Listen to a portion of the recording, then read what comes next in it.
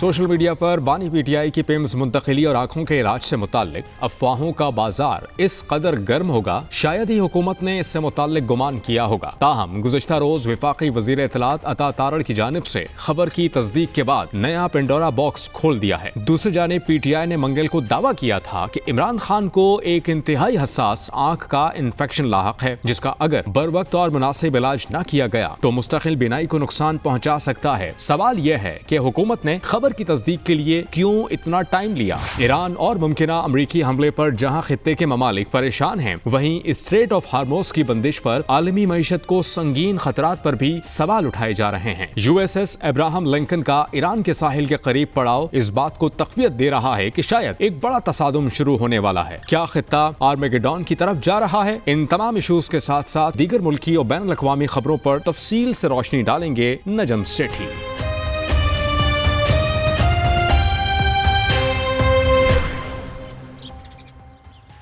अस्सलाम वालेकुम, आप देख रहे हैं आज की बात सेठी के साथ और मैं हूं सैयदा आयशा नाज। मेरे साथ मौजूद हैं नजम सेठी साहब। अस्सलाम वालेकुम। सेठ साहब, ये जो हफ्ता गुजरा ये हुकूमत के लिए सरदर्द का बाइस बना और उसकी वजह एक बहुत बड़ी खबर थी। इसके अलावा बसंत के हवाले से कुछ गानों पर पाबंदी की खबरें भी आई, अगरचे उसमें से कुछ गानों पर पहले से पाबंदी आई थी, ज़ूमानी किस्म के जो गाने थे, लेकिन हुकूमत को फिर भी तनकीद का निशाना बनाया जा रहा है कि आपने मुख्तलिफ शख्सियात की तस्वीर पे, सियासी जमातों के झंडों पर पाबंदी आयद करके बसंत को क्या बना दिया, उस पर भी हम बात करेंगे। इसके अलावा लाहौर के भाटी गेट में जो एक अफसोसनाक वाक़या पेश आया, मरीम नवाज़ साहिबा ने उस पर जो सरजनिश की अफसरान की, वो भी आज के शो में हम डिस्कस करेंगे। लेकिन वो खबर जो शायद सामने ना आती अगर एक सोर्स, एक सहाफ़ी उसको मीडिया पे डिस्क्लोज़ ना करते। अब इंटेंशन नहीं पता कि ख़बर सामने लाई गई या खुद आ गई। इमरान खान साहब, बानी पीटीआई, एक अरसे से कहा जा रहा था कि उनका तिब्बी मुआयना होता रहा है, 3 डॉक्टर्स की टीम जाती है पिम्स की, उनका चेकअप करती है, दांतों का, आंखों का, उनको वर्टिगो का इशू है उसको भी देखा जाता है और उनकी सेहत को तसल्ली बख्श करार दिया जाता है। लेकिन ऑल ऑफ अ सडन पता चलता है कि उन्हें इस्लामाबाद लाया गया और वहाँ उनकी आंख का प्रोसीजर किया गया। कुछ कहते हैं 20 मिनट, कुछ कहते हैं 3 घंटे के करीब, और स्पेकुलेशंस का अंबार है हर तरफ व्लॉग्स के अंदर। और इस पे जो तनकीद का निशाना बनाया जा रहा है वो हुकूमत को यूँ बनाया जा रहा है कि इससे पहले मुख्तलिफ वज़रा से जब पूछा गया तो उन्होंने कहा ऐसा कुछ हुआ ही नहीं, लेकिन लेटर ऑन तारक साहब को ये बताना पड़ा और उन्हें ये भी बताना पड़ा कि किस तरह से ये सारा मामला हुआ, और उन्होंने कहा कि ये मामूली सर्जरी। मुझे आप ये बताएं कि अव्वल तो इस खबर को क्या छुपाना मकसूद था, और अगर था तो छुपाई क्यों ना गई? क्या हुकूमत को पहले से इल्म नहीं था, उन्हें भी बाद में बताया गया? और फैमिली को क्यों आगाह नहीं किया गया? There are so many questions. सही कह रहे हैं, जेन्युइन क्वेश्चन पूछने भी चाहिए।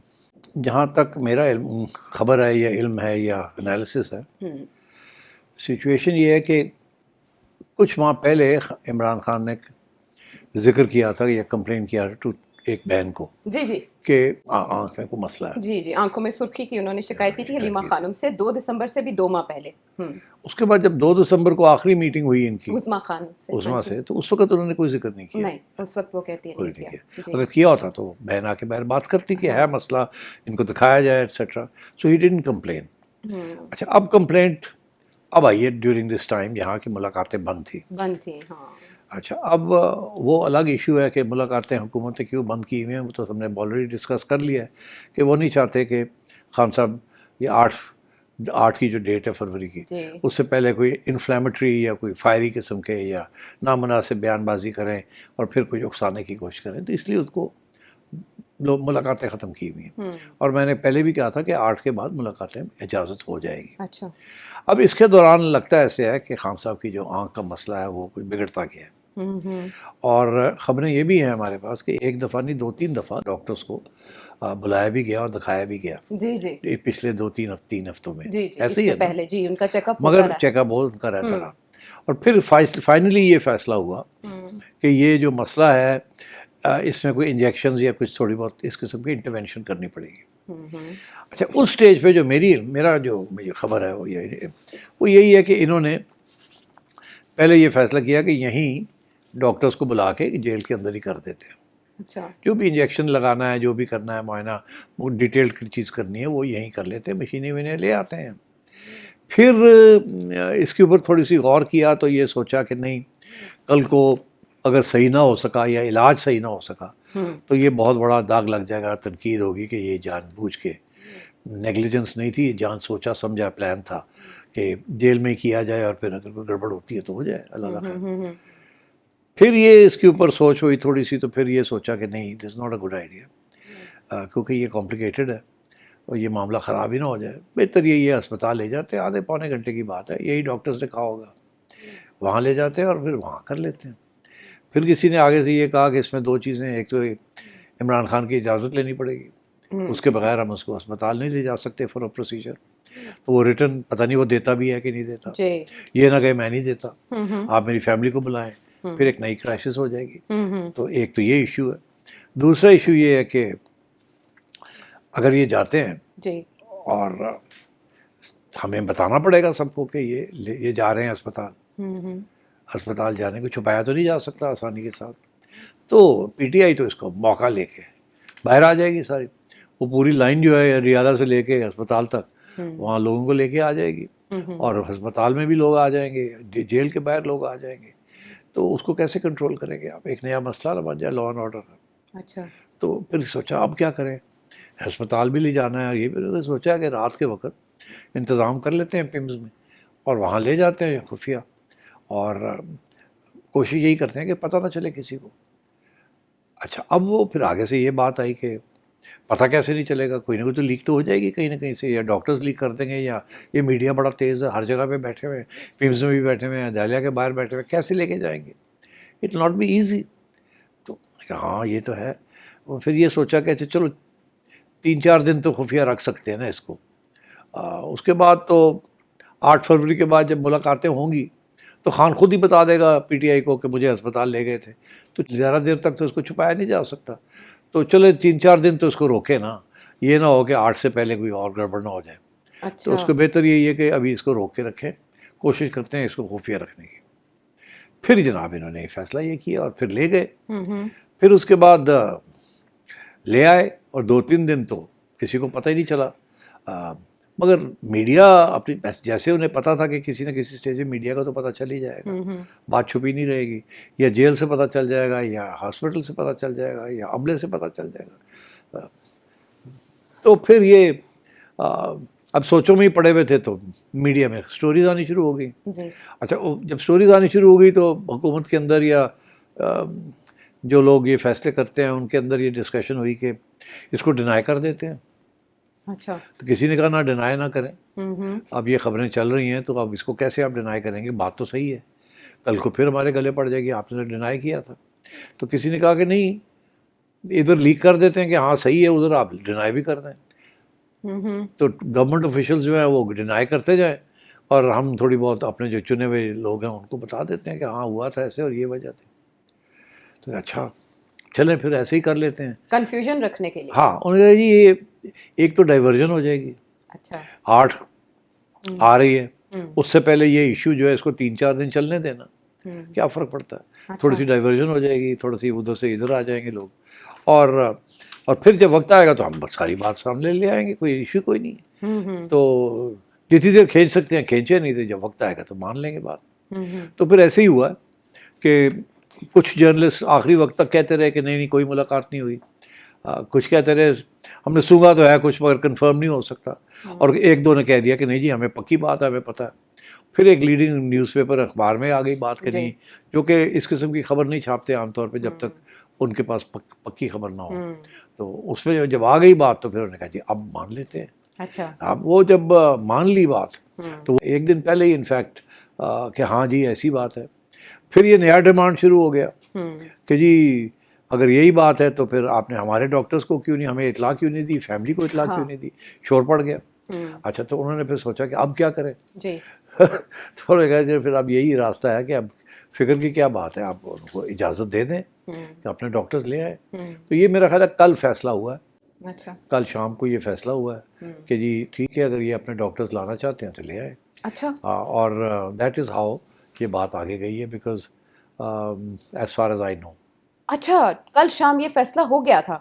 कल शाम ये फैसला हुआ कि इनको अपने डॉक्टर्स लाने दें और मुलाकात कराने दें ताकि कंफ्यूजन दूर हो जाए, उनकी सेहत के बारे में जो कंसर्न्स शो किए जा रहे हैं। That's right. लेकिन चीफ जस्टिस याहिया, अच्छा वैसे ये बात कनेक्ट यूँ हो रही है कि धरना देकर अडयाला जेल के बाहर सुहेल आफरीदी साहब और बाकी जो हैं रुफका उनके सब बैठे थे, रात 2 बजे के करीब वहाँ से गाड़ियाँ रवाना हो गई और आज सुप्रीम कोर्ट के बाहर ये सारे मौजूद थे और ये मुलाकात की कोशिश याहिया अफरीदी साहब से, चीफ जस्टिस ऑफ पाकिस्तान से कर रहे थे, लेकिन वो अपने चैम्बर में नहीं थे।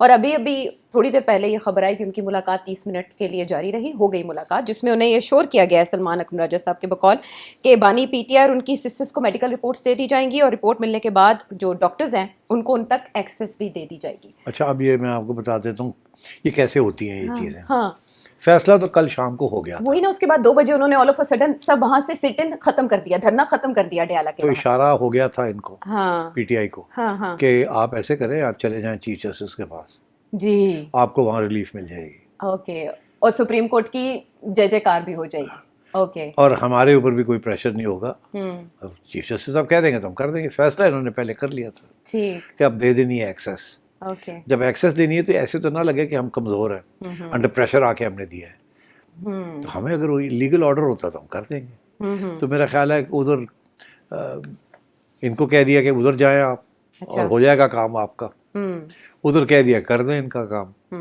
ठीक, ठीक है, और आज आपने देख ही लिया जो कुछ हुआ है या होने जा रहा है या होगा। तो I think this is how it's been handled. अच्छा, और इसकी वजह यह है कि इसमें कोई गड़बड़ नहीं है, इसमें कोई छुपाने वाली असली चीज़ नहीं है। अच्छा, कोई सीरियस कॉम्प्लिकेशन नहीं है आपके ख्याल में? नहीं, उनकी कोई आँख को? कॉम्प्लिकेशन है but it is not such a serious issue कि वो ठीक नहीं हो सकती या मसला नहीं हो सकता। बिकॉज पहले ये जो फैसला हुआ था ना कि जेल के अंदर ही डॉक्टर्स को बुला के खुफिया तौर पे टॉप डॉक्टर्स को बुला के वही इंजेक्शन वैक्शन देने दे दें, मगर फिर वहाँ ये फैसला हुआ कि यार कोई गड़बड़ हो गई, यहाँ इन्फेक्शन हो गई, कोई सर्जिकल इंस्ट्रूमेंट्स, कोई मशीन नहीं है, ये नहीं है, वो नहीं है, ये कोई हो गया तो फिर हमें तो बहुत बड़ी जिम्मेदारी लेनी पड़ेगी। तो कोई लेने के लिए तैयार नहीं था। तो फिर कहा जी बेहतर यही है कि इसको फिर ले जाए अस्पताल। But that was the second option. First option यही था कि यही कर लें जो कुछ करना है। ठीक, हाँ, और फिर जब सेकंड ऑप्शन हुई तो then they went to Imran Khan and they said कि जी ये है, आप बताएं, मैं हम यहीं ले आए सब कुछ, हाँ, या आप जाना चाहेंगे अस्पताल। अच्छा, तो कंसेंट उन्होंने दी? फिर उन्होंने कंसेंट दे दी। अच्छा, हाँ, रिटर्न, यानी कि वो जाहिर है वो होता है। तो इसका मतलब है कि सीरियस इतना हुआ मामला कि बिनाई उनकी जाया हो सकती थी। उन्होंने इमरान पे छोड़ दिया कि आप अगर समझते हैं कि हम समझते हैं you need medical attention, we can take you to the hospital. अगर आप समझते हैं कि you don't want to go there तो we'll bring the doctors here, अच्छा, तो you decide. Okay, so the Khan ने डिसाइड किया अगर नहीं ले जाए नो प्रॉब्लम। वो he is a brave man, no what's a big deal, ले जाओ। उन्होंने कहा if you don't mind sign, तो करना पड़ता है, you have to sign, take responsibility. यानी उन्होंने अपनी जाती मौलिजीन की जिद नहीं लगाई, बल्कि सीरियस होगा इतना मामला जो ही उनको मस्ट लगा बी के जाना चाहिए। अनकंफर्टेबल, Uncomfortable, करना, बिल्कुल, ट्रीटमेंट हाँ, करनी है। हाँ, उसको खान को ये डर वर नहीं है कि मेरे साथ कोई गड़बड़ कर देंगे, अच्छा, एंड वो सोचता भी नहीं है ऐसी चीज़, इज बियॉन्ड इट, देखा जाएगा। तो चलो करना है तो करो। ओके, तो ही मस्ट हैव सेड नहीं, take me to the hospital. He may have said कि जी मेरे डॉक्टर्स को मेरी पहले से मुलाकात कराएं, he could have said all those things, I don't know, but at the end of it they took permission from him कि आपने जाना तो ले जाते हैं। then he signed and they took him there, and क्या आधा घंटा था या आधा घंटा तो नहीं होता, आना जाना, वहाँ पूरी तैयारी करनी, और रात के अंधेरे में इन्होंने किया है आफ्टर 12 o'clock।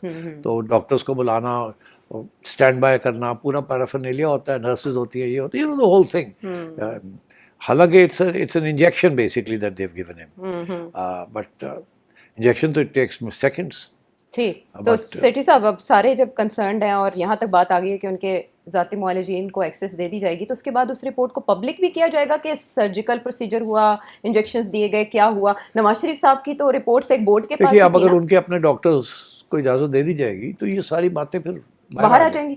उनको ये इजाजत दी जाएगी कि वो मीडिया के सामने आके बात करें, डिस्कशन करें, क्योंकि शफी जान साहब तो कह रहे हैं कि नहीं करेंगे। मीडिया के सामने वो सियासी बात तो नहीं करेंगे, जो नौयत है मसले की उसकी बात तो करेंगे वो ज़रूर। हाँ, वो तो उसको नहीं रोक सकते वो। दिल से कि जी ये प्रॉब्लम था जी, ये ट्रीटमेंट हुई है पिम्स में, ये चीज़ अच्छी हो गई है, ये चीज़ नहीं हुई, ये आगे अब करना है। तो ये इस किस्म की बात ही डॉक्टर्स करते हैं और क्या करते हैं। अच्छा, तो किसी फैमिली मेंबर को एक्सेस नहीं दी जाएगी, सिर्फ उनके मुआलिजीन को? ये फैसला हुआ है कि सिर्फ डॉक्टर्स जाएंगे? I don't know, I think अभी तक तो यही है कि डॉक्टर्स जाएंगे, उसके बाद इट कैन बी, बट मेरा ख्याल है 8 फरवरी से पहले तवक्को मत करें कि कोई ज़्यादा खुली छुट्टी मिलेगी पीटीआई को। और ऐसे में कोई ट्वीट भी नहीं आएगा पीटीआई ऑफिशियल की तरफ से या उनकी हमशीरा की तरफ से, अगर ये मेडिकल बोर्ड मिलता है, ये 3 डॉक्टर्स का पैनल मिलता है जाके, तो कोई ट्वीट नहीं आएगी कि इमरान खान साहब ने कोई बात, जाहिर है इमरान खान साहब तो नहीं रुकेंगे बात करने से उनसे भी। डॉक्टर से जी, पता नहीं करेंगे भी तो doctors will not take come and give any political statements. इस वादे के साथ ही उन्हें अंदर जाने दिया जाएगा। हाँ। अच्छा सिट साहब, इमरान खान साहब के इस एपिसोड ने बज़ तो किया है मीडिया के अंदर। 8 फरवरी से पहले ये एक अनहोनी थी जिसकी वजह से वो रेलेवेंट हो गए। नवाज शरीफ साहब के केस में और इस केस में लोग कुछ ऐसी चीज़ें कनेक्ट कर रहे हैं कि जैसे ये उज़र हो सकता है इमरान खान साहब को जेल से निकाल के बनीगाला या कहीं और मुंतकिल करने का, जिसका इशारा भी आप दे रहे हैं, और ऐसे में डील की बातें भी हो रही हैं। हाँ, डील शील की बातें हो रही हैं, बट नहीं है ऐसी कोई बात। वहाँ भी अगर आप चाहें तो वो भी अब डिस्कस कर लेते हैं। ये जो डील है, जी, डील है कोई एक सहाफ़ी है, उन्होंने ये बात कही है कि जी एक ऑफ़र हुई है जी। खान साहब को, ये तय हुआ है कहीं कि डील, और ये फाइनल मौका है, और ये आखिरी मौका है, इसे यस करो या नो करो पे देखा जाएगा। जी। वो क्या है, वो यही है जो कहने को कि जी उनको कहा जा रहा है कि 1 साल पहले इलेक्शन ले लें, उससे पहले पार्लियामेंट के अंदर आके आप पूरा काम करें, कमेटीज़ में बैठें, इलेक्शन कमीशन हमने चेंज करने हैं, उसके ऊपर डिस्कशन होगी जी। और कंसल्टेशन, वो पूरी जो चीज़ है कि आप छोड़ दें स्ट्रीट एजिटेशन, अब आए पार्लियामेंट में आए और वहाँ अपना काम करें हस्बे मामूल, और 1 साल पहले इलेक्शन ले लें। और क्योंकि इलेक्शन कमिश्नर्स अब सब चेंज करेंगे हम, तो आपकी मशावरत के साथ नए लोग लगेंगे, तो व्हाट्सएप तो ये। और as far as Imran Khan is concern, उसके जो लीगल केसेस हैं वहाँ थोड़ी बहुत रिलैक्सेशन आपको दे देंगे, देखा जाएगा एज वी गो फॉरवर्ड कि कैसे कोऑपरेशन हो रही है। इस किस्म की कोई बात अकॉर्डिंग टू द जर्नलिस्ट ये हुई है। अच्छा, इसमें दिलचस्प बात यह है कि दूसरी तरफ से बिल्कुल डिनाइल आ रही है कि बात ही कोई नहीं हुई जी, और कोई ऐसा ऑफर ही नहीं है। बल्कि ये भी खबर आई कि जो इनडायरेक्ट राब्ते थे अब तो वो भी नहीं रहे पीटीआई के साथ एस्टेब्लिशमेंट के। तो अब यहाँ भी 2 थियरीज शुरू हो गई हैं, और उससे मेरे तबसरे से आपको पता चल ही जाएगा कि मैं क्या सोचता हूँ। डायरेक्ट नहीं, इनडायरेक्ट अप्रोच। अच्छा, वो ये कि ये तो डेफिनेटली जिस सहाफ़ी को ये बात कही गई है उसको कोई ऐसे शख्स ने ये बात कही है जिस पे वो इत्मीनान रखते हैं, उनकी चिड़ा है या चिड़िया है, ठीक है, इसलिए उन्होंने बात भी मान ली उनकी। अच्छा ये है, इसीलिए दिलेरी के साथ उन्होंने पेश कर दी कि जी मेरी खबर देने जा रहा हूँ, खबर है बहुत बड़ी और बड़ी हाईएस्ट लेवल से आ रही है वगैरह वगैरह। तो यही कहा गया होगा उनको कि भाई, दूसरी तरफ से ये है कि सवाल ही पैदा नहीं होता, कोई राब्ते नहीं है, कोई है ही नहीं, ऐसी बात ही नहीं है। अच्छा, अब बात यह है कि इससे 2 थियरीज हैं। एक थियरी तो ये है कि शायद कुछ लोग हैं जो चाहते हैं कि बातचीत हो और इस किस्म की बात बढ़ाना चाहते हैं via the media within the government और within the hybrid government, और कुछ लोग हैं जो इसको नहीं चाहते। तो जो चाहते हैं कि ऐसी बात आगे बढ़े, कोई रास्ता निकले, उन्होंने ये बात फ्लोट की है, और जो दूसरी साइड है वो इसको डिनाई कर रही है कि ऐसी बात ही नहीं है। अच्छा, ठीक है ना, एक तो हार्ड लाइन है ना, कोई बात नहीं, कोई राब्ते नहीं, कोई कुछ नहीं। फिर ऐसे लोग भी हैं जो कहते हैं कोई रास्ता निकालें, तो ये होता है हमेशा। और तो इस किस्म की कोई आपस के अंदर की कशमकश है जिसके बेसिस के ऊपर ये खबर चली है और फिर डिनाइल हुई उसकी। अच्छा, मैं समझता हूँ कि एक दूसरा ऑप्शन भी है। क्या? वो ये है कि 8 फरवरी से पहले जितनी कन्फ्यूजन क्रिएट हो सके वो होनी चाहिए। कोई डील की खबर दे के, कोई डील की खबर दे के कि जी अच्छे दिन आने वाले हैं। हाँ। कुछ एक जो पार्टी है जो कहती है कि मुज़ाकरात होने चाहिए, उनका हाथ मजबूत किया जाए, उम्मीद दिलाई जाए, ठीक है, और कन्फ्यूजन क्रिएट की जाए विद द अदर जो कहते हैं कि स्ट्रीट एजिटेशन। इसीलिए तो उसकी वजह से इसको भी एक कर दिया ताकि डाइवर्जन हो जाए थोड़ी सी। जैसे ये मेडिकल की चीज़ ने डाइवर्जन कर दी ना 8 तारीख, और ये एक और चीज़ आ गई साथ साथ, ये भी एक डाइवर्जन है। अब देखें ना, हम डिस्कस कर रहे हैं, we are not discussing 8th, we are discussing these 2 issues. तो सारे यही 2 चीज़ें लेके बैठे हुए हैं। तो इसका ये मतलब है कि इट कुड बी कि ये सोची समझी गेम है कि जी चलाओ, ये खबर चला दो। अच्छा। और तो आई थिंक मेरा ये ख्याल है कि ये चलाई गई खबर है कि इधर ये कह दिया उधर कह दिया, और कोई ऑफर नहीं है टेबल पे नहीं। और राब्ते वाकई खत्म है जो कहा गया, ब्रेक डाउन। मगर राब्ते क्या, अब राब्ते हैं ना, अचकज़ई साहब के साथ तो राब्ते हैं, उनको तो कहा जा रहा है जी कि पाजी आ जाओ ना तंग करो ना, आओ बैठो, करो ना, ये वो आगे देखा जाएगा। आप मांग सकते हैं इलेक्शन 1 साल पहले, आप ये कर सकते हैं, वो देखी जाएगी, मगर आए तो सही। तो ये राब्ते ही होते हैं ना। अब स्पीकर कह रहा है या कोई और आके वहाँ पार्लियामेंट के अंदर साइड पे ले जा रहा है और कह रहा है कि मैं आपको बता रहा हूँ, मुझे कहा गया कि आपसे ये बात करें।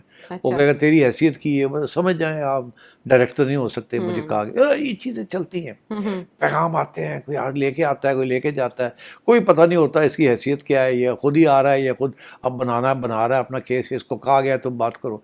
फिर कभी हाई लेवल बंदा भेजा जाता है, कभी लो लेवल भेजा जाता है। हाई लेवल भेजा जाए तो डिनाइल नहीं हो सकती, लो लेवल भेजा जाए तो डिनाइल हो जाती है। तो ये दिस ऑल जो गेम चलती है ना, उसके अंदर ये सारी चीज़ें होती हैं। तो मेरा ये ख्याल है कि राब्ते तो हैं। आप स्पीकर साहब के भी राब्ते हैं विद अचकज़ई एंड कंपनी, है ना। और सलमान राजा साहब के बारे में कहा जाता है उनके इन एंड आउट दोनों जगह पे राब्ते हैं, कांस्टेंट राब्ते हैं। वो और बात है कि कोई सोल्यूशन नहीं निकलती, मगर देखिए ना, बड़े लोग गिरफ्तार भी हो जाते हैं, नहीं होते। राजा साहब आते हैं जाते हैं, बड़ी कड़ाके की बातें करते हैं जी। तो मेरा ख्याल है कि वो है, उनका भी ताल्लुकात हैं हर जगह पे। तो इसलिए आई थिंक तो ये चीज़ें चलती रहती हैं। But I think bottom line ये है, बॉटम लाइन ये है कि 8 फरवरी को नाकाम बनाना है। अच्छा, पहली बात। दूसरी बात ये है, कोई बात सीरियस नहीं करनी, डाइवर्जन चलानी है, और कोई रिलैक्सेशन नहीं देनी खान को। That is the bottom line. वो मजबूरी जब होगी तो फिर देखा जाएगा, अभी तो कोई मजबूरी नहीं है। ठीक। अच्छा सेठ साहब, जैसे आपने बात की डाइवर्जन की, ऐसे लगता है जैसे अलीमा खानम साहिबा को भी यही खबर है कि ये डाइवर्जन है और वो पहुंच चुकी हैं, इसको भांप चुकी हैं। उन्होंने कहा फोकस 8 फरवरी तक रखें। महमूद अचकज़ई साहब भी कह रहे हैं कि कॉल ऑफ नहीं करेंगे हम 8 फरवरी की कॉल को। असद कैसर साहब ये कह रहे हैं मुज़ाकरात के हवाले से कि जब तक मुलाकात नहीं होती मुज़ाकरात भी नहीं होंगे। अब जो धमकियां पीटीआई की तरफ से आ रही हैं वो मुलाकात पे जोर देने के लिए आ रही हैं, और इसी सिलसिले में शेख वकास अकरम ने जो कहा है वो हम चलाते हैं। उनका क्या स्टेटमेंट है जी? इन केस अगर आप नहीं मिलाते और हमें खान साहब की खैर खबर सेहत के हवाले से नहीं पता चलता, तो केपी जो है वो खान साहब की उन डायरेक्शंस के ऊपर फौरी अमल करेगा। शायद खटक साहब ने बताया कि direction is to block KP और cut KP off from the other provinces. ये आप देखें कैसी खतरनाक बातें हैं, चैलेंज करने वाली बातें हैं। और नौरीन नियाजी साहिबा का भी एक स्टेटमेंट चल रहा है कि उन्होंने भी इस तरह की इंस्ट्रक्शंस दी कि उस दिन ऐसा प्रोटेस्ट होना चाहिए जो नजर आए। सो आपको लगता है it's gonna be a big deal on 8 फरवरी? मेरा ख्याल है कोई बिग डील नहीं होनी। दे विल छोटे छोटे जगह पे इकट्ठे होकर। और केपी बंद करना? केपी बंद नहीं कर सकते। केपी बंद से मुराद ये है कि आप दुकानें तो बंद कर दें, आप सड़कें नहीं बंद कर सकते। उन्होंने कहा बाकी सूबों से कट कर देना है केपी को। तो फिर वही होगा जो पहले हुआ था। Federal government will not allow a province to cut itself off. अच्छा, आपको पता है ये बिल्कुल पीछे हटने वाली इस्टेब्लिशमेंट नहीं है। फैसला हो चुके हैं, हार्ड लाइन। अगर ये इस किस्म की कोशिश करेंगे, कैसे कट करेंगे बताएं? वो बंद कर देंगे कैसे? सारे रास्ते, जाहिर है। तो वो खोल देंगे जाके रास्ते, अटक पुल एंड अदर। वहाँ जाके कैसे बंद करेंगे? अच्छा, एडमिनिस्ट्रेशन के साथ करेंगे बंद, तो फेडरल ट्रूप्स आ जाएंगे, खुल जाएगा। क्या what's the big deal? Federal government कर सकती है ना, इट कैन। तो दिस वुड बी सबवर्जन। ये तो नहीं एक्सेप्ट होगा। ये तो सवाल ही पैदा नहीं होता। They will take whatever measures they have to take. इसलिए ये उधर जाएंगे ही नहीं। मैं आपको बता रहा हूँ, ये धमकियाँ हैं। इनको भी पता कि अगर ये उस रास्ते पे गए तो पहले जो तशद्दुद हुआ था, क्रैकडाउन हुआ था, वो उससे भी ज़्यादा होगा इस दफ़ा। अच्छा, इस वक्त तक अभी तक कोई ऐसी हिलजुल नजर नहीं आ रही। हालांकि ज़्यादा दूरी नहीं है, 30 तारीख को हम पहुंच चुके, तकरीबन 1 हफ्ता बाकी है। नहीं, अभी पीटीआई धमकियाँ दे रही है ना, बट साथ साथ आप देखें ना, एक और भी तो पैगाम जा रहा है ना कि हर जगह पे छोटे छोटे जलसे करें आप। यही है ना, जमा हो, प्रोटेस्ट करें, जमा हो। That's okay, that's good enough. अच्छा, अगर इससे कुछ ज़्यादा करने की कोशिश की हुई है, जो बात है कि हम प्रोविंस को कट कर देंगे, जो प्रोविंस को कट करने जाएगा वो खुद कट हो जाएगा। That's my understanding. Suhail Afridi साहब के इल्म में होगा ये सब, या उनको भी एंगेज किया जा रहा होगा? उनको बता दिया गया होगा। कमाल कर रहे हैं आप। अच्छा, करके तो देखो। हाँ। अच्छा सिट साहब, इस तरह के जो माहौल है इसमें आपको लगता है कि हुकूमत भी मुस्तरब होगी कि इस 1 हफ्ते के दौरान वो जितना पीटीआई के इंटेंशंस को डिफ्यूज कर सकती है, उनको इंगेज कर सकती है, राब्ते किए जाए, बातचीत की जाए? कर रहे हैं, बिल्कुल करेंगे, because they don't want a conflict on the 8th। Government भी चाहेगी आपने करना है जो कर लें, बट किसी स्टेज पे भी don't try to force the situation. अच्छा, हाँ, तो वो आप एहतजाज करना चाहते हैं आप कर लें, आप छोटे छोटे जलसे जुलूस करना चाहते हैं हर जगह पे कर लें, मगर ये कि आप कट ऑफ करेंगे, सवाल ही पैदा नहीं होता। They will not allow that. Okay अच्छा सिर साहब, ब्रेक पर जाने से पहले अगर छोटी सी बात, नवाज शरीफ साहब के प्लेटलेट्स का मामला बना था तो उसके बाद वो बैरून मुल्क रवाना हो गए थे। अब की बार इस आंख के मामले से इमरान खान साहब की कहीं और मुंतकिली तो आपको दिखाई नहीं दे रही? नहीं, देखिए उस वक्त तो बाजवा साहब चाहते थे कि नवाज शरीफ साहब बाहर चले जाए। इमरान खान ने इल्ज़ाम लगाया ना ये बाजवा के ऊपर जी कि ये इन्होंने सारा ड्रामा किया था और इन्होंने फैसला कर लिया था कि नवाज को बाहर भेजना है। और ख़ान का यही कहना था कि मैं तो बिल्कुल नहीं चाहता था ये कि इन्होंने ये सारा ड्रामा किया। और सो मगर अब वो से the boot is on the other foot. अब तो बिल्कुल उसके बरक्स है ना, ठीक अब तो इसको इधर ही ढक के रखना चाहते हैं। ठीक है ठीक है ना। ठीक है, तो ये है सूरत हाल जहाँ मामला अलग अलग हो जाता है। लेकिन बहरहाल जो कयासा रहियाँ या कुछ सूंघने की कोशिश करते हैं सिचुएशन से, वो तो बहुत कुछ सूंघ रहे हैं, भांप रहे हैं। महमूद अचकज़ई साहब का वापस आना और इसके अलावा PTI पाकिस्तान तहरीक इंसाफ का थोड़ा सा मोल्ड हो जाना, मुख्तलिफ डिमांड्स के ऊपर बैरिस्टर गौहर की मुख्तलिफ आरा और दीगर लीडर्स की मुख्तलिफ आरा। बहरहाल 8 फरवरी के हवाले से सेठी साहब का एनालिसिस ये कहता है कि जैसे 5 अगस्त को एहतजाज पीक पर नहीं गया था, अब की बार भी 8 फरवरी आएगा और गुजर जाएगा। फिर उसके बाद देखेंगे मुलाकात हो पाती है नहीं। ब्रेक के बाद आते हैं वापस।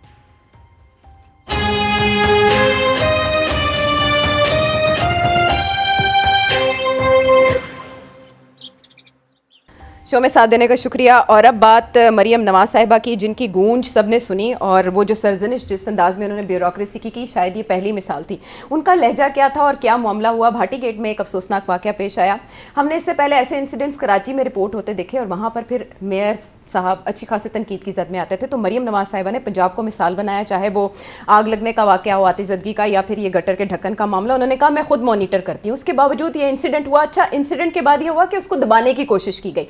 उसके बाद जो मरियम नवाज साहिबा ने कहा, क्या लहजा था उनका, क्या अंदाज, जरा एक झलक देखते हैं उसकी। जी, इतना प्राइम एरिया जहाँ पे इतनी ज़्यादा आमदोरफ्त है, वो जगह वहाँ कंस्ट्रक्शन साइट है और वहाँ पे कितनी बड़ी क्रिमिनल नेग्लिजेंस हुई कि वहाँ काम भी नहीं हो रहा और काम बंद करके जो वर्कर्स हैं या कॉन्ट्रैक्टर्स हैं या जो भी है वो जा चुके हैं। और उसके बाद किसी को परवाह नहीं कि वहाँ पर कोई डिच खुला रह गया है, कोई मैन होल खुला रह गया है, कुछ खुला रह गया, किसी को परवाह नहीं है वहाँ पर। और एसी साहब ये फरमा रहे हैं कि वो कभी वहाँ पर गए ही नहीं, उन्होंने देखा ही नहीं वहाँ पे क्या हो रहा है। तो असिस्टेंट कमिश्नर साहब, आप फिर किस चीज़ के असिस्टेंट कमिश्नर है, ज़रा मुझे इस बात का जवाब दें। दुनिया भर में जहाँ पर कंस्ट्रक्शन साइट्स होती हैं वहाँ पे उनके सेफ्टी मेजर्स पूरे लिए जाते हैं और आपका काम है वहाँ जहाँ के विजिट करके देखना कि वहाँ पर सेफ्टी मेजर्स पूरे लिए गए हैं या नहीं लिए गए। वो कोई गैर आबाद इलाका नहीं है, वो लाहौर का सबसे ज़्यादा गुंजान आबाद इलाका है, जहाँ पे सबसे ज़्यादा फुटफॉल है लोगों की, जहाँ पे दुनिया से लोग वो ज़ियारत के लिए आते हैं उस जगह पे। आपको पता ही नहीं।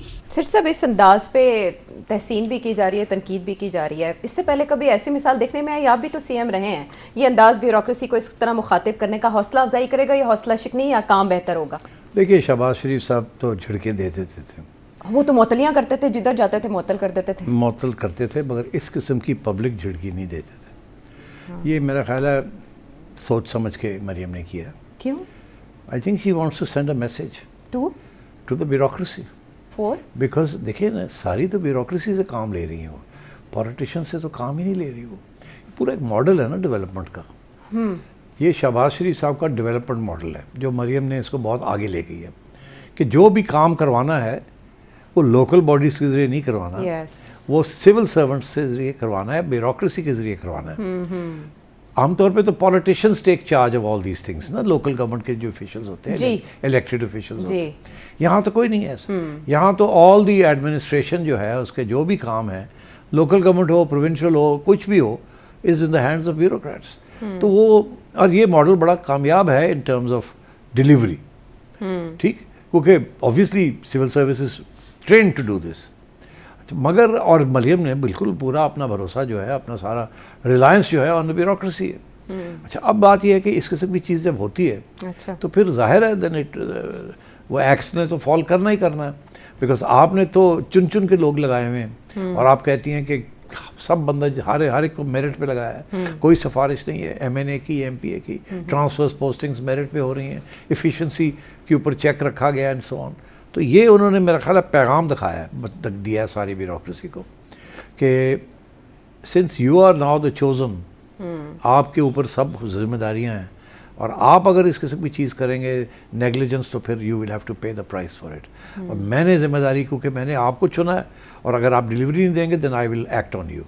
तो मेरा ख्याल है ये अच्छा। अब बात यह है कि ये चलता तो है ये सिलसिला ऐसे ही, because the threat of transfers, postings, OSD बनाना, और फिर ये पब्लिक में इस तरीके से बात करना, ब्यूरोक्रेट्स को तो ये बात पसंद नहीं आती। They will not like it one bit. मगर कर क्या सकते हैं? What क्या can कर they do? सकते हैं? रिजाइन कर सकते हैं? इस मुल्क में किसी ने रिज़ाइन किया है बिकॉज उन्होंने इस किस्म की चीज़ के ऊपर अच्छा, ये सवाल ही पैदा नहीं होता सर। रिज़ाइन कोई एक आज़मा बुखारी सिर्फ करना चाह रही थी, रुक गई। अच्छा, अब आप लाना चाह रही हैं वहाँ आज़मा की तरफ, बिकॉज उन she is in charge of information, और उनकी तरफ से इंफॉर्मेशन जो शुरू में आई वो यही थी कि ये फेक स्टोरी है। हाँ, ऐसे हुआ ही कुछ नहीं। डेप्यूटी स्पीकर पंजाब असेंबली के उन्होंने भी यही कहा कि ज़रा चेक कर लें, फेक है। अच्छा, अब बात यह है कि अब जो मरियम की बात से जो पता चला है, चीफ मिनिस्टर साहब ये कहती हैं कि पहली जो information I from the police and local, वो यही थी कि इसको छुपाया जाए, कि ये हुआ ही नहीं। ये हुआ ही नहीं ऐसे, और ताकि उनके ऊपर जाहिर है, क्योंकि मरियम साहिबा एक अरसे से ये इंस्ट्रक्शन दे रही थी कि ऐसा वाक़या होना नहीं चाहिए कहीं। तो अब तो उस वक़्त मेरा ख्याल है सब ने ये कहानी उठा ली, ठीक है जी नहीं हुआ, ये ऐसी बात है, पुलिस कह रही है, ये कह रहे हैं, और सबने यही बात लग दी। और ब्यूरोक्रेसी ने मिस हैंडल किया, छुपाने की कोशिश की। मेरा ख्याल है ब्यूरोक्रेसी नहीं, पुलिस तो शुरू तो पुलिस से होता है ना। ओके। और वही इसीलिए उन्होंने असिस्टेंट कमिश्नर साहब का नाम लिया। पुलिस ये इस किस्म की चीज़ without the assistant commissioner in the loop होता नहीं है। असिस्टेंट कमिश्नर तो कॉन्स्टेंटली मॉनिटर ये कर रहा होता है, और पुलिस इस किस्म की चीज़ें नहीं करती without the assistant commissioner. DC तो अगली बात है ना, वो तो असिस्टेंट कमिश्नर डीसी को इन्वॉल्व करे तो फिर है, अदरवाइज डायरेक्टली तो डीसी इन्वॉल्व नहीं होता। इसी तरीके से डायरेक्टली कमिश्नर नहीं इन्वॉल्व होता, एक लाइट चेन ऑफ कमांड है। लोकल पुलिस स्टेशन AC, ठीक। तो अब अगर पुलिस वालों ने AC को गलत बयानी की है तो AC को चाहिए था ना चेक करना। तो नेग्लिजेंस अगर हुई है तो it's at the level of the police SHO and the AC। तो अब बात यह है कि मरियम ने आइडेंटिफाई कर दिया ना जी, नाम ले लेके किया, नाम ले लेके सबके किया। सामने ये बाकी तो उन्होंने ऊपर के नाम भी ले लिए। जी। आई थिंक वो जो ऊपर वाले लोग हैं दे वुड, उनको बात तो पसंद नहीं आई होगी, बिकॉज इन थियरी उनकी जिम्मेदारी नहीं बनती है, ये बनती उसी 2 लेवल की है, नीचे वाले 2 लेवल। अच्छा, AC साहब की और पुलिस की, इनकी पुलिस टू बिगिन विद, जी, एंड बिकॉज सबसे पहले उनको बुलाया गया तफ्तीश करने के लिए। अब पता चला उसके शोहर को उठा के ले गए, लितर शितर ला के उन्होंने कहने कि तू ऐ मान जाते ऐसे हुआ ही नहीं, ऐसे नहीं हुआ, ये नहीं हुआ, तफ्तीश की नहीं। बड़ी केयरलेसनेस, नेग्लिजेंस। और अगर या तो हो सकता है कि AC को बताया ही ना हो। जी, वो ये कह रहे हैं कि AC साहब वहाँ उस इलाके में गई नहीं, मरियम नवाज मरियम साहिबा गए नहीं, मगर क्या अगर उनको बताया था कि ये हुआ तो वो जाते, ये बताया ही नहीं पुलिस ने। उन्होंने ये शो किया कि उन्हें नहीं पता। अच्छा, तो बहरहाल इस किस्म की चीज़ें हुई हैं, बट डायरेक्टली तो पुलिस इज़ रिस्पॉन्सिबल। उस लेवल के जो पुलिस अफसर हैं they are responsible, and I think इसमें शायद SP लेवल तक भी बात गई है। SHO मुअत्तल कर दिए गए हैं, SP लेवल तक। चीफ सेक्रेटरी साहब भी हालांकि इस ब्रीफिंग में मौजूद थे। नहीं, ब्रीफिंग में तो थे, जाहिर है वो तो सीनियर अफसरों को यही कह रही हैं कि टाइट करके रखें अपने जूनियर्स को, because otherwise I will hold you responsible as well. That was the message. But I must say, I am very impressed. इसलिए because अगर ऐसी बात नहीं होगी तो फिर ये फिर से होंगे। Okay. ये होते हैं ना, ये मैन होल्स का तो इशू कब से चाहिए, जैसे बसंत के अंदर गले कटते हैं और कुछ लोग गिर जाते हैं छतों से, वो बड़ा मुश्किल है उसको रोकना। अच्छा। मगर उम्मीद है कि इस दफ़ा नहीं होगा, मैक्सिमम रोक लिया जाएगा। मगर इसी तरीके के साथ ये मैन होल और ये एक्सीडेंट्स जो होते हैं इस किस्म के, सारा शहर भरा हुआ है ऐसे। अब आज मैंने जो सुना है कि जी शी इज़ गिवन इंस्ट्रक्शंस कि जी सारे मैन होल्स जो हैं सारे शहर के अंदर वो आइडेंटिफाई किए जाएँ, उनको कवर किया जाए। तो ये पहले क्यों नहीं हुआ ये? इन थियरी ये लोकल गवर्नमेंट का काम है जी, लेकिन वो इस लेवल तक जाके देख रही हैं इस मामले को, तो वो देखना। अच्छा, बाय द वे, अब मरियम जिस तरीके से पंजाब को चला रही हैं ना, पता नहीं मुझे ये कहना चाहिए कि नहीं, she is running Punjab like a woman runs a household. वो सबकी माँ की बात की जाती है ना कि एक या ये माँ की बात, माँ जैसे चलाती है घर को, छोटी छोटी चीजें जो हैं वो सबको देख रही है, गंदगी कहाँ है, ये क्या है, वो क्या है, वो ये क्यों है, सफाई के क्या है, बिजली क्यों नहीं आ रही है, या बाजी बड़ी बहन जो है वो लुक आफ्टर करती है। तो अब I think Maryam is playing that role. ये प्रोविंस तो खैर it's like a country over 100 million people, तो but as you can see वो मेरा ख्याल है 18 घंटे काम करती होंगी। और पहले तो जो इशू जो बनता है ना वो ये है कि काम तो हो रहा है, इसमें कोई शक नहीं है, बहुत से ज़बरदस्त प्रोजेक्ट्स। प्रॉब्लम ये आ रही है कि उनको उस किस्म का रिसेप्शन नहीं मिल रही जो कि सियासतदान एक्सपेक्ट करता है कि उनको तारीफ़ हो उनकी, वोटर जो है वो अपना जहन चेंज करे, माइल हो। हाँ। और वो शायद अगले 2 साल में आपको नज़र आना शुरू हो जाए। अच्छा। बट अभी मैं आपको बताऊं, अभी मैं लोगों को पूछता रहता हूं कि आपका क्या ख्याल है, चीफ मिनिस्टर कैसी है, तो सबसे एक जवाब आता है, काम तो अच्छे कर रही है जी। मगर फिर 2-3 चीज़ों के ऊपर वो तनकीद करते हैं जो ज़ाती इश्यूज़ हैं। वो पॉलिटिकल इश्यूज़ नहीं है, वो एडमिनिस्ट्रेटिव इश्यूज़ नहीं है। इनकी जितनी भी स्कीम्स हुई हैं एक्सेप्ट फॉर 1 और 2 मेरा ख्याल है, अच्छा। जिसके ऊपर कोई थोड़ी बहुत तनकीद हुई है, बाकी तो देयर ऑल ग्रेट स्कीम्स। ठीक। जो इश्यूज़ जो बनते हैं, this is about her personal appearance and so on, उसके ऊपर लोग तबसरे करते हैं। तो आज तक ऐसी चीफ मिनिस्टर नहीं देखी उन्होंने। वो तो उनको जो चीफ मिनिस्टर्स जो नज़र आती हैं across south Asia and so, सादी सी, वो तो सादी सी, सादगी अपनाती हैं, और बल्कि सी, बल्कि सी और बूढ़ी सी, जी जी, and so on. So I think this is a refreshing change. But तो जिस तरीके से उन्होंने झिड़के दी है ना, आपने कहा खफा होगी ब्यूरोक्रेसी से, सीनियर लोग तो खफा तो ज़रूर होंगे, मगर अच्छी बात है यार। तो रिएक्शन इसका किस तरह आ सकता है, आपने कहा कि वो कैसे रिएक्ट करेंगे? नहीं, मेरा ख्याल है ये लोग बड़े मतलबी होते हैं। अच्छा। ये जी हुजूरी करेंगे, जी हुजूरी करेंगे और काम करके दिखाएंगे, करके दिखाएंगे। हाँ, उनको पता है इस बात का कि अगर कहीं भी छोटी सी भी इशू बन गया ना तो छुट्टी हो जानी है, वो OSD लग जाएंगे और फिर फारग हो जाएंगे और प्रमोशंस रुक जाएंगी एंड सो ऑन। तो आई थिंक ये आज तक नहीं हुआ ऐसे। सियासतदान बहुत डिपेंडेंट होते हैं ब्यूरोक्रेट्स के ऊपर। क्यों? क्योंकि वो उनसे नाजायज़ काम भी करवाना चाहते हैं। अच्छा, ये आपने एक अलग बात कर दी। अदरवाइज क्यों वो खींच के क्यों नहीं रखते? जिसने कोई थोड़ा सा नाजायज़ काम कराना हो, कोई सिफारिश करवानी हो नाजायज़, कोई बंदे को एम्प्लॉयमेंट दिलवानी हो, कोई फाइल को मूव कराना हो, तो वो फिर ब्यूरोक्रेट के थोड़े आगे पीछे होते हैं ना। तो फिर ब्यूरोक्रेट को भी पता होता है कि फिर मैं भी आगे पीछे हो सकता हूँ। अच्छा। तो this game goes on. Maryam ने अपना कोई ज़ाती तौर पर कोई ऐसी चीज़ नहीं इनसे फेवरली कि वो इनको ब्लैकमेल कर सके या गेम खेल सके। तो she is been strict with everyone. तो आई थिंक मैं तो I am very happy that चले कुछ नहीं, कुछ सीनियर लोगों को तो बात पसंद नहीं आई होगी बिकॉज उनकी गलती नहीं है, मगर बात यह है कि मैसेज जाना बड़ा ज़रूरी था। अब सेफ सिटी पंजाब, दाता साहब, और ये चीज़ हो रही है, और आप कंस्ट्रक्शन, और जो point that she is made कि कंस्ट्रक्शन साइट है जी यार, वहाँ तो safety precautions have to be taken. हाँ, दुनिया की उन्होंने मिसाल दी कि क्या और होता है वहाँ पे, आप क्या शी इज़ राइट। तो पर इसके साथ अब आगे देखिए ना, फ़र्क पड़ेगा। अच्छा, बिल्कुल फ़र्क पड़ेगा। मैंने एक तजवीज़ दी थी अनऑफिशियली, कभी डायरेक्टली तो मैंने नहीं दी। अच्छा। कि यार ये जो स्पीड ब्रेकर्स हैं सारे लाहौर में, गलियों में, हर जगह पे स्पीड ब्रेकर्स हैं, उनमें से 90% तो लोगों ने खुद बनाए हुए हैं। को 5-10% होंगे जो कि ऑफिशियली बने हुए हैं। अच्छा। LDA ने बनाए हैं या म्यूनिसिपल कॉर्पोरेशन ने बनाए हैं, मगर बाकी जो है अपनी गलियों के अंदर लोगों ने खुद ही सीमेंट इकट्ठा किया, बुलाया था कि ऐसे बना दे स्पीड ब्रेकर साढ़े घर दे अगे। अच्छा। अब वो जो है दे आर अनसाइंटिफिक, उसके साथ एक्सीडेंट्स भी हो सकते हैं, रात को नज़र नहीं आते when you are driving down. तो दी ऑब्जेक्टिव बड़ा अच्छा है कि स्पीड ब्रेकर्स होने चाहिए गलियों के अंदर, मगर उसका भी तो स्टैंडर्ड्स होते हैं ना, इतना ऊंचा नहीं होना, इतना, और मार्कर्स होने हैं, फॉस्फोरस पेंट होना है ताकि रात को नज़र आए कि there is a speed breaker in front of you, that's, तो वो भी नहीं है। तो मैंने एक दफ़ा ये सजेस्ट किया था कहीं बैठे बैठे कि यार CM को चाहिए कि सारे लाहौर के स्पीड ब्रेकर्स, जैसे ये मैन होल्स की इशू है, स्पीड ब्रेकर्स जो है उनके ऊपर भी फॉस्फोरस पेंट लगाया जाए।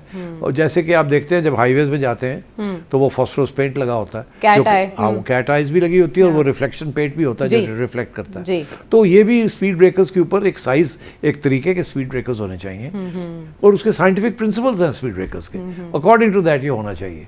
बट नहीं है, बहुत सी गाड़ियाँ, I mean they just crash because वो आ रही होती हैं और उनको स्पीड ब्रेकर नज़र नहीं आता और ऑफ दे गो, और बहुत से इससे एक्सीडेंट्स भी होते हैं।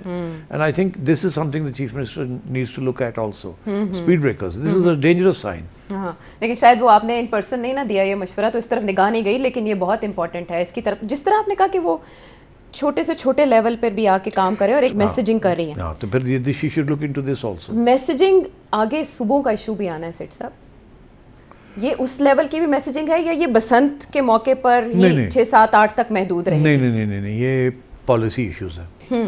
वो एक एक चीज़ की तरफ तवज्जो दे रही हैं और एक एक चीज़ को जैसा ऐसा हाउस कीपिंग होती है, तो हाउस कीपिंग का तो मतलब ही है ना, एवरी लिटिल थिंग, इधर डस्ट है, इधर ये, she is doing that.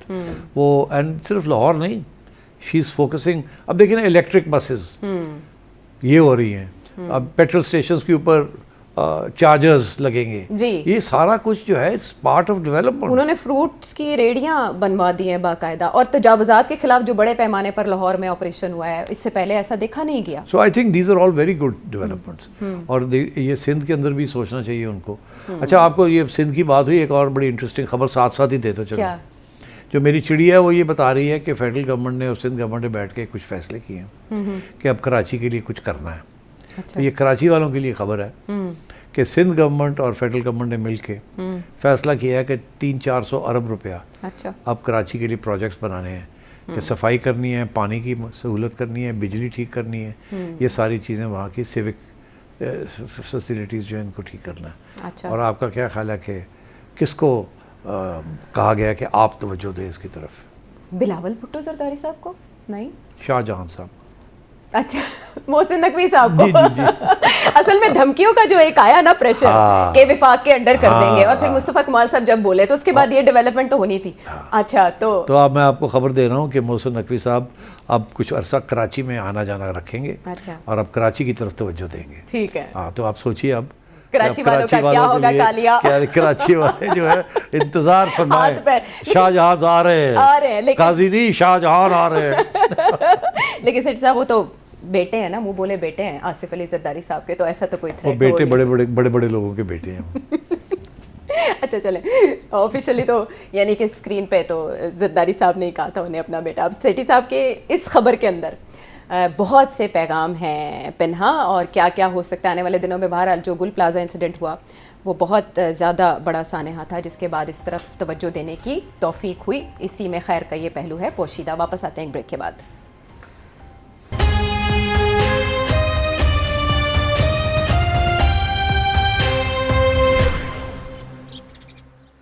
Welcome back to the show. और अब बड़े मंजरनामे के ऊपर जो खबर चाहिए है वो है तेल की कीमतों में इजाफा। वो इसलिए कि अमेरिका ने जो अपना बहरी बेड़ा है वो ईरान के और करीब कर दिया, और धमकियों में भी शिद्दत आ चुकी है। तो हर कोई मुमकिन सिनेरियो को सोच रहा है। लेकिन सेठी साहब, पिछले हफ्ते भी हम यही डिस्कस कर रहे थे कि 36 आवर्स में अटैक हो जाएगा। दूसरी तरफ ईरान की तरफ से भी रद्द-ए-अमल आने का सिलसिला जारी है, तो कहाँ बात अड़ी हुई है? देखिए, मैंने कहा था कि मेरा ये ख्याल है कि डेफिनेटली अमेरिका अटैक करेगा। दैट वाज, मैंने ये बात कही थी जी। अब बड़ी इंटरेस्टिंग डेवलपमेंट्स हुई हैं उसके बाद, जब अमेरिका ने अपना इतना बड़ा आर्माडा जिसे कहते हैं ना जी, इससे ज़्यादा बड़ा सेकेंड वर्ल्ड वॉर के बाद कभी जंगी जहाज़ इकट्ठे नहीं हुए, लश्कर बेड़ा। तो ईरान की तरफ से जो रिस्पॉन्स आया उसने सबको हिला दिया। ईरान ने बड़ा खुल के ये कहा है कि हम क्या करेंगे अगर ऐसा हुआ तो, हमारे ऊपर कहीं से भी अटैक आई तो हम ऐसा रिस्पॉन्स करेंगे कि फिर आप याद रखेंगे। जिस पे उन्होंने बड़ा क्लियरली कहा कि इसराइल को भी टारगेट करेंगे, गल्फ स्टेट्स को भी टारगेट करेंगे, अमेरिकन बेसिस को भी टारगेट करेंगे, और सबसे इम्पोर्टेंट स्ट्रेट ऑफ हॉर्मुज़ जहाँ से 25% दुनिया की तेल जाता आता है उसको बंद कर दें, चोक पॉइंट कर 25% रह गया तो आप सोचिएगा तेल की कीमतों को क्या हो जाएगा, क्या बनेगा, और हमारे जैसे मुल्क उड़ जाएंगे बिल्कुल। तो अमेरिका को तो प्रॉब्लम नहीं बनेगी, हमें प्रॉब्लम बनेगी।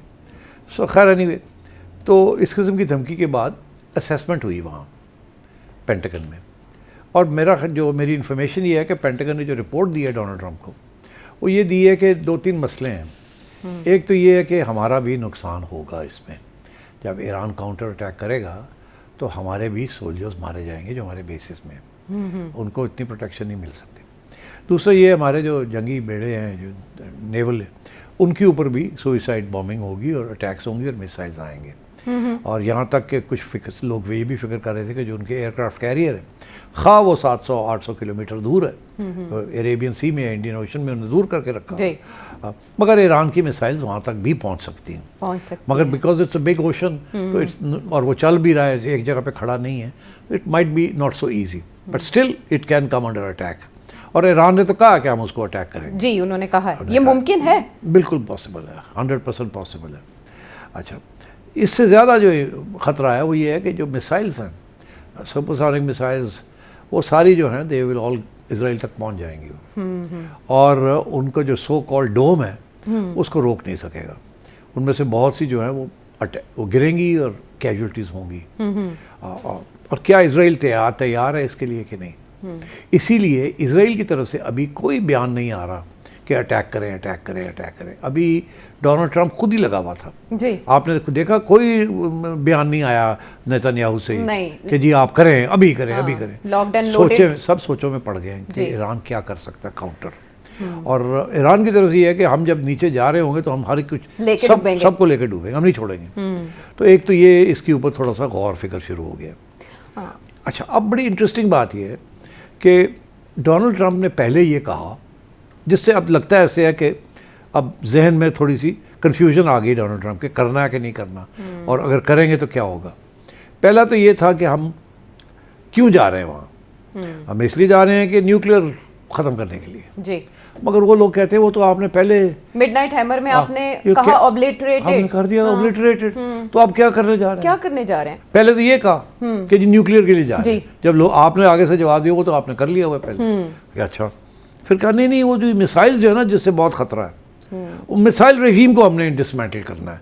न्यूक्लियर तो खत्म हो गया मगर इनकी मिसाइल्स भी बड़ी थ्रेट पोज करती हैं to Israel and to our bases, उनको भी खत्म करना है हमने। ठीक है, तो जब ये पता चला कि उनके पास तो इतनी है कि आप ख़त्म ही नहीं कर सकते, वो सारी लॉन्च हो जाएंगी और वो छुपी हुई हैं, कितनी को आप रोकेंगे?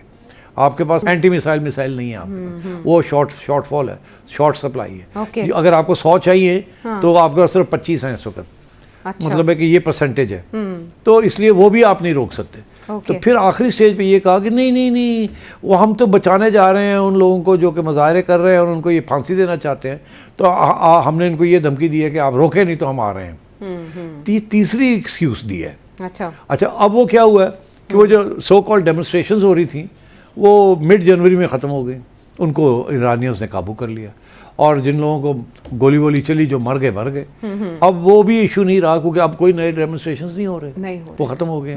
ना ही ईरानियन रजीम ने उनको एक्सिक्यूट किया जिन लोगों को पकड़ा, तो वो भी अब इशू नहीं रहा। तो अब फिर क्या इशू है इस वक्त? क्यों जाना है ईरान को अटैक करने के लिए? अब कहते हैं हमने रजीम चेंज करनी है। अब मान गए जी, हम बाकी बातें अपनी जगह पे, हम नहीं रहने दे सकते। ईरान को हमने तोड़ना है, इसके 3 हिस्से या 4 हिस्से करने हैं हमने इसको नहीं रहने देना as a civilisational super power. ठीक, तो अब ये बात सामने आ गई। जब ये बात सामने आई है कि रजीम चेंज से और कोई बात ही नहीं है, कम पे बात नहीं, कोई कम पे बात नहीं है, तो अब सोचा ये कि कैसे रजीम चेंज कैसे करेंगे।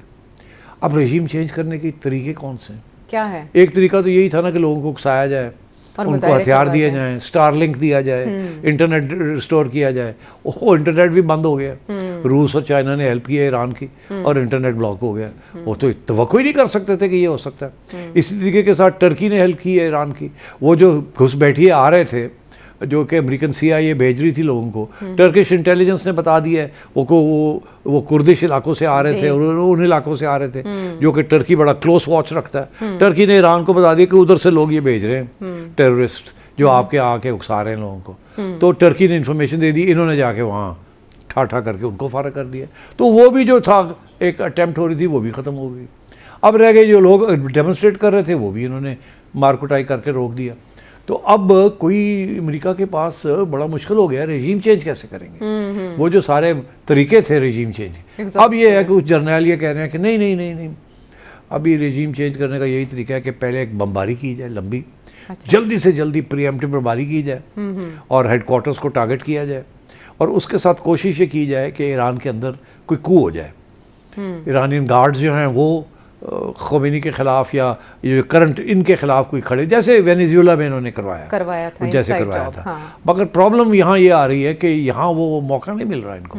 यहाँ सारी आइडियोलॉजिकल रजीम है, ये इससे इतने नहीं मुतासर होते जितने वेनेजुएला के अंदर जी, वो फदाई का हल्फ उठा के। हाँ, नजरियाती तो ये नजरियाती रजीम है, इसको इतना हो सकता है, ऐसी नहीं बात, मगर इट्स नॉट सो ईजी। फिर किसी ने ये कहा कि अच्छा फिर और कोई तरीका तो यही है कि खोमेनी साहब को फारग किया जाए। ठीक, तो फिर किसी ने कहा हाँ वो तो हम कर सकते हैं, हमारी इंटेलिजेंस है, ग्राउंड पे भी लोग हैं, हमें पता है वो कहाँ आते जाते हैं। अच्छा, वो तो हम कर सकते हैं। तो किसी ने कहा कि अगर आप वो करेंगे तो फिर सर कट जाएगा, जब सर कट जाएगा कन्फ्यूजन हो जाएगी, शायद कोई मॉडरेट फोर्स आ जाए, मॉडरेट फोर्स आ गई तो आप समझे रिजीम चेंज हो गई, फिर वो हमारे साथ बात करेंगे, फिर हम अपने अपनी टर्म्स बनवाएंगे। फिर किसी ने ये कहा कि खुदादा खौफ करो, अगर आपने खोमेनी को टारगेट किया तो ये शिया रजीम है, ये इराक़ के अंदर सब जगह पे जहाँ शिया है, जहाँ इनके आइलैंड्स हैं, वो सब जगह पे फट पड़ेंगे वो। This will become a religious thing. ठीक, आप इसको ना करें ऐसे, ये आपने रिलीजियस फिगर है वो, he is not just a political figure. आपने उनको किया ये तो सब जगह पे शिया खड़े हो जाएंगे और अमेरिका के ख़िलाफ़ ऐसी जंग शुरू हो जाएगी, ऐसे खून खराबा हो जाएगा, आप यकीन नहीं कर सकते। इराक़ स्पेशली और भी इसी किस्म के जो एरियाज़ हैं जहाँ शिया मेजॉरिटीज़ हैं, या अभी कुवैत ले लें, वहाँ तो एक सुन्नी रजीम है, वो तो 2 दिन नहीं चल सकेगी वहाँ, एंड और वो अमेरिकन बेस है, बहरीन, ये वो सब, ऑल दीज प्लेसेस। तो ये अब किसी ने कहा ये सोचे भी ना आपके ये तरीका है, तो आई थिंक ये अब सोचों में पड़ गए हैं कि करें या ना करें, क्या करें, कैसे करें, क्यों करें। और अब डोनाल्ड ट्रंप ढूंढ रहा है कोई रास्ता निकलने का यहाँ, क्योंकि ईरान की तरफ से जो रिस्पॉन्स आया ना वो बड़ा खौफनाक आया। राइट। और इधर से पाकिस्तान और ये मुल्क सऊदी अरेबिया ने इजाज़त कह दी है कि हम इजाज़त नहीं देंगे। उनको पता है कि अगर ईरान ने सऊदी अरेबिया के ऊपर 2 बम भी फेंक दिए ना तो भाग जाएंगे लोग वहाँ से इन्वेस्टमेंट। उनकी एरमको के ऊपर एक दफ़ा अटैक हुई थी ना, और हुतीज़ जब करते हैं तो it creates a big problem. UAE जो है बहुत वल्नरेबल है, वहाँ सारे फॉरेन इन्वेस्टमेंट आई हुई है। तो Ayesha it's a tricky situation. अभी सोचों में पड़ गए हैं अमेरिकन कि करें कि ना करें और कैसे करें। और जो समझाने वाले हैं वो ये कह रहे हैं कि अगर आपने ऐसा कुछ किया तो उसके जो कॉन्सिक्वेंसेस हैं उनमें सबसे पहले तो तेल, आप जंग करेंगे नहीं और वो उन्होंने हार्मोज को उड़ा देना, बाकी चीज़ें अपनी जगह पे। और एक ऐसी क्राइसिस दुनिया की ग्लोबल हो जाएगी, डॉलर ऑलरेडी कमज़ोर होता जा रहा है जी, ठीक, तो लेने के देने पड़ जाएंगे और आप ख्याल रखें। डोनाल्ड ट्रंप मेरा ख्याल है अब तवज्जो हिलाएगा ईरान से, कोई नई डाइवर्जन क्रिएट करेगा। अब कहते हैं मैक्सिको और क्यूबा की तरफ, क्यूबा को वो धमकियां दे रहा है कि जी आपके हम तेल नहीं देने देंगे, आपको 15 दिन के अंदर अंदर घुटनों टेक देंगे, आपकी रेजीम चेंज इन क्यूबा, उसकी बात शुरू होगी। जी, क्यूबा की तरफ भी उनकी तवज्जो माइल हो रही है। और इसके अलावा ईरान के मामले पर उनका कहना है कि ईरान जल्द अज जल्द मुज़ाकरात की मेज़ पर आए। दूसरी तरफ ईरानियन हुकाम ये कह रहे हैं कि आप धमकियां देने का सिलसिला बंद करें तो हम मुज़ाकरात की मेज़ पर आ जाएंगे। तो अब देखते हैं कि ये मामला किस मोड़ पर जाकर रुकता है। प्रोग्राम के हवाले से फीडबैक और सवाल कोई आपके ज़हन में इस नंबर पर भेजें। अगले प्रोग्राम तक के लिए इजाज़त है।